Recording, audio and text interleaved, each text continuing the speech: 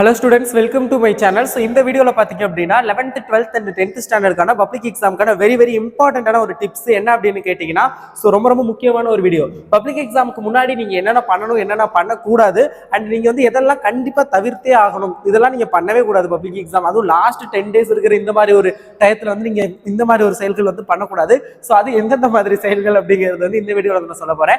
and வந்து ஒரு நல்ல மார்க் ஸ்கோர் பண்றதுக்கு வந்து நீங்க டெய்லி வந்து ஒரு ரொட்டீன் வந்து ஃபாலோ பண்ணணும். சோ அது என்னன்னா இனிமே வந்து நீங்க வந்து எப்பவும் போல இருக்க முடியாது. எப்பவும் போல மீன்ஸ் அந்த அளவுக்கு ரொம்ப என்ஜாய்மெண்ட் வந்து கொஞ்சம் கம்மி பண்ற மாதிரி இருக்கும். ஸோ அதெல்லாம் என்னென்ன பண்ணணும் என்னென்ன பண்ணக்கூடாது, ஸோ எது வந்து உங்களுடைய மார்க் வந்து பூஸ்ட் பண்ணும், ஸோ அது எல்லாத்தையுமே இந்த வீடியோல சொல்ல போறேன். அண்ட் மறக்காம இந்த வீடியோக்கு ஒரு லைக் பண்ணிருங்க. புதுசா நம்ம சேனல் யாராவது பார்த்துக்கிட்டு இருக்கீங்க அப்படின்னா மறக்காம சப்ஸ்கிரைப் பண்ணிட்டு பாருங்க. அப்பதான் நான் போற வீடியோஸ்லாம் நீங்க மிஸ் பண்ணாம பார்க்க முடியும்.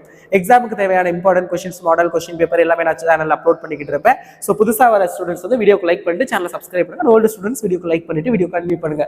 இப்போ வீடியோக்குள்ள போகலாம். ஸோ ஃபர்ஸ்ட் ஆஃப் ஆல் வந்து நீங்க என்னென்ன பண்ணணும் அப்படின்னு கேட்டீங்கன்னா, டெஃபினெட்லி பார்த்தீங்க அப்படின்னா நீங்க வந்து டோன்ட்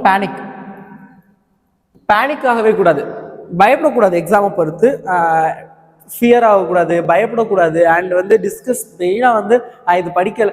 நீங்க வந்து இந்த லாஸ்ட் 10 daysல முக்கியமாக பார்த்தீங்க அப்படின்னா இப்போ வந்து நீங்க இப்போ ஸ்டூடெண்ட் ஏ ஸ்டூடெண்ட் பி ரெண்டு பேர் இருக்காங்க, ஸ்டூடெண்ட் சி இந்த மாதிரி இருக்காங்கன்னு வச்சுக்கோங்க. இப்போ இந்த ஏங்கிற ஸ்டூடெண்ட் என்ன பண்ணுவார்னா போய் இந்த பிங்கிற ஸ்டூடெண்ட் வந்து நான் வந்து இந்த கொஸ்டின்ஸ்லாம் படிச்சிருக்கேன், இது போதுமா, இதுல இருந்து வந்துருமா கண்டிப்பா அப்படிங்கிற மாதிரி. ஃபார் எக்ஸாம்பிள் இந்த டாப்பர்னு வச்சுக்கோங்க and he is also a டாப்பர்னு வச்சுக்கோங்க. அந்த மாதிரி வச்சுக்கோங்க. இவங்க வந்து நான் ஸ்லோ லேர்னர்னு சொல்ல வரல, இவங்க டாப்பரோ ஸ்லோ லேர்னரோ யாரோ ஒரு ஆள், ஓகேங்களா, இல்லை ஒரு ஆவரேஜ் ஸ்டூடெண்ட் வச்சுக்கோங்க, ஏ ஆவரேஜ்லேயே வச்சுக்கோங்க.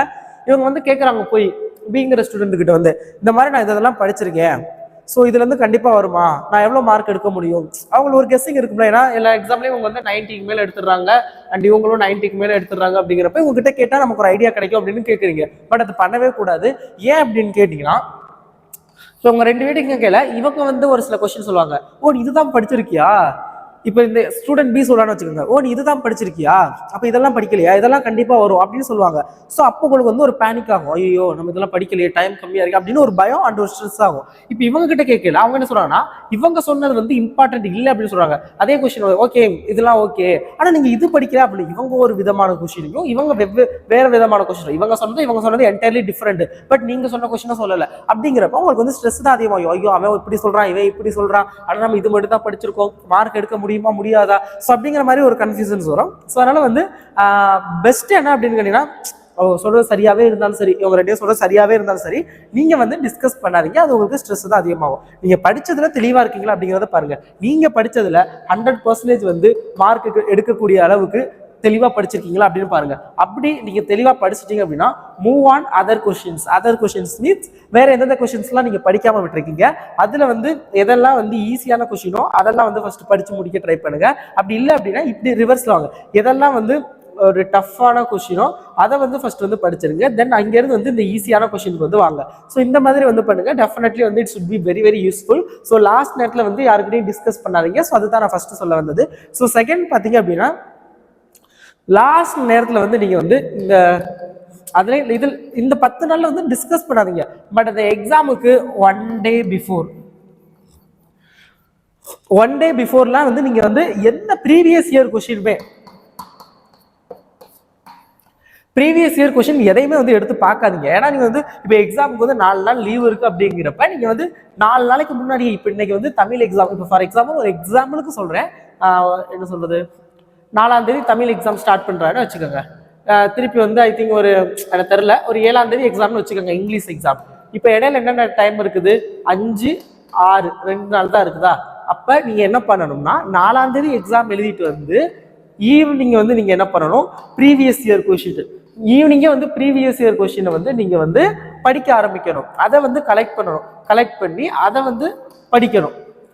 ஸோ இப்படி பண்ணா ஓகே, உங்களுக்கு வந்து ஓகே இன்னும் 2 நாள் இருக்குது, அப்போ ப்ரீவியஸ் இயர் கொஸ்டின் பார்க்கலாம், இதெல்லாம் நம்ம படிச்சிட்டோம், இன்னும் இதெல்லாம் படிக்கணும் அப்படிங்கிற ஒரு ஐடியா கிடைக்கும். நீங்க என்ன பண்ணுவீங்க, 4ஆம் தேதி பார்க்காம படிக்க ஆரம்பிச்சிருங்க ஏதோ ஓரளவுக்கு. 5ஆம் தேதி அதே தான், 6ஆம் தேதி ஓகே நாளைக்கு எக்ஸாம், இப்போ போய் ஏதாவது ப்ரீவியஸ் இயர் கொஸ்டின் பார்ப்போம்னு நீங்க அந்த நேரத்தில் ப்ரீவியஸ் இயர் கொஸ்டின் பார்த்தீங்கன்னா நீங்க படிக்காத கொஸ்டின் நிறைய இருக்க சான்சஸ் இருக்குது. அப்போ வந்து மைண்ட் ரொம்ப டிஸ்டர்ப் ஆயிரும். ஐயோ இத்தனை கொஸ்டின் படிக்காம இருக்கு, இந்த மாதிரி கொஸ்டின் வந்தா நம்மளால மார்க்கே எடுக்க முடியாது. ஸோ அப்படிங்கிற மாதிரி ரொம்ப பேனிக் ஆயிருவீங்க. ஸோ அதனால் வந்து அந்த லாஸ்ட் நேரத்தில் வந்து ப்ரீவியஸ் இயர் கொஷின் பார்க்குறத கொஞ்சம் அவாய்ட் பண்ணுங்க. ஓகேங்களா? ஸோ எக்ஸாமுக்கு நல்ல லீவ் இருக்குன்னா லீவுக்கு முன்னாடியே நீங்கள் வந்து பார்த்துருங்க. ஸோ அது வந்து கொஞ்சம் பெஸ்ட்டாக இருக்கும். ஸோ அதை வந்து ஃபாலோ பண்ணுங்கள். ஸோ தென் நான் வந்து பிளான்லாம் பண்ணலை, இதுதான் சொல்லணும் அப்படின்னு நான் பெருசாக எதுவும் பிளான் பண்ணல. ஓரளவு வீடியோ சொல்லணும்னு வந்தேன். ஓகே, என்னென்ன ஸ்டூடெண்ட்ஸுக்கு நான் என்னென்ன தப்பு பண்ணேன், ஸோ அது நீங்கள் எதுவும் பண்ணக்கூடாது அப்படிங்கிறத சொல்ல வந்தேன். ஓகேங்களா? அண்டு இம்பார்ட்டன்ட் கொஷின் அதே தான், சேம் அதே பேட்டர்ன் தான். இப்போ ஃபார் எக்ஸாம்பிள் 4, 5, 6, 7 இந்த மாதிரி ஒரு 4 நாள் ஏதோ ஒரு எக்ஸாம், ஏ எக்ஸாம்னு ஒரு முடிஞ்சிருச்சு, பின்னு ஒரு எக்ஸாம். இப்போ ஃபார் எக்ஸாம்பிள் மேக்ஸ் முடிஞ்சிருச்சு, ஃபிசிக்ஸ் இருக்குன்னு வச்சுக்கோங்க. ஃபிசிக்ஸுக்கு இந்த 4 days டைம் இருக்குன்னு வச்சுக்கோங்க. நீங்கள் இந்த 4th டேவே என்ன பண்ணணும்னா இம்பார்ட்டன்ட் கொஸ்டின் என்னென்ன அண்ட் ப்ரீவியஸ் இயர் கொஸ்டின்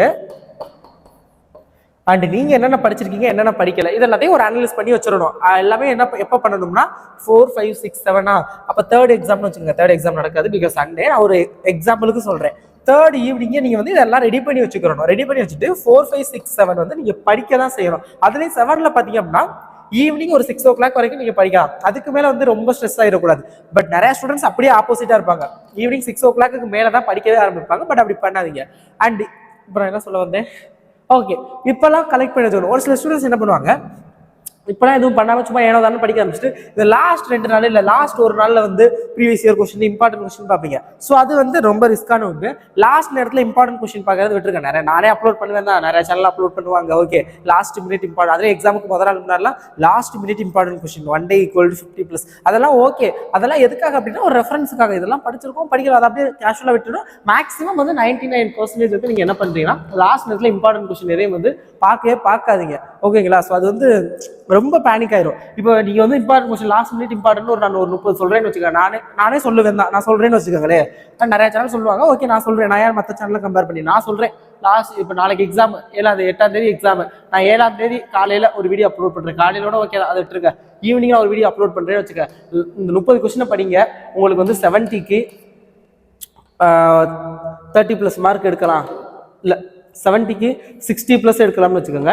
60+ எடுக்கலாம் அப்படின்னு ஒரு வீடியோ அப்லோட் பண்ணுறேன். தயவு செஞ்சு அது வந்து மேக்ஸிமம் பார்க்காதீங்க. இப்போ 30+னா ஓகே, பாஸ் பண்ண முடியாத ஸ்டூடெண்ட்ஸ் தான் அதை பார்ப்பாங்க. அவங்களுக்கு பிரச்சனை இல்லை, அவங்க படிச்சிருக்கே மாட்டாங்க, அதை பாஸ் பண்ணலாம். நீங்கள் நல்லா படிச்சிருப்பீங்க ஓரளவுக்கு. நீங்கள் அந்த நேரத்தில் இதை வந்துட்டு இதில் மேபி நான் சொன்ன ஒரு சில கொஸ்டின் நீங்கள் படிக்காமல் இருந்திருக்கலாம். அப்போ உங்களுக்கு தோணும், ஐயோ இதெல்லாம் படிக்கலை, இப்போ அதை போய் படித்தா ஆல்ரெடி படித்ததும் மறக்கும். ஏன்னா அது வந்து நீங்கள் ரிலாக்ஸாக படிக்கலைங்கிற ஒரு பதட்டத்தில் படிக்கிறீங்க. அப்போ நீங்கள் ஆல்ரெடி படித்ததும் மறக்கும். ஸோ அதனால் அந்த மிஸ்டேக்ஸே வந்து மேக்ஸிமம் வந்து பண்ணாதீங்க. ஸோ நெக்ஸ்ட் பார்த்தீங்க அப்படின்னா எக்ஸாமில் வந்து யார்ட்டையும் வந்து பார்த்து எழுதுறதுக்கு மேக்ஸிமம் ட்ரை பண்ணாதீங்க. ஏன்னா ஒரு சில ஹால் சூப்பர்வைசர்லாம் பார்த்தீங்கன்னா ஸ்ட்ரிக்டாக இருப்பாங்க. அந்த இப்படி ஸ்ட்ரிக்டாக இருப்பாங்க.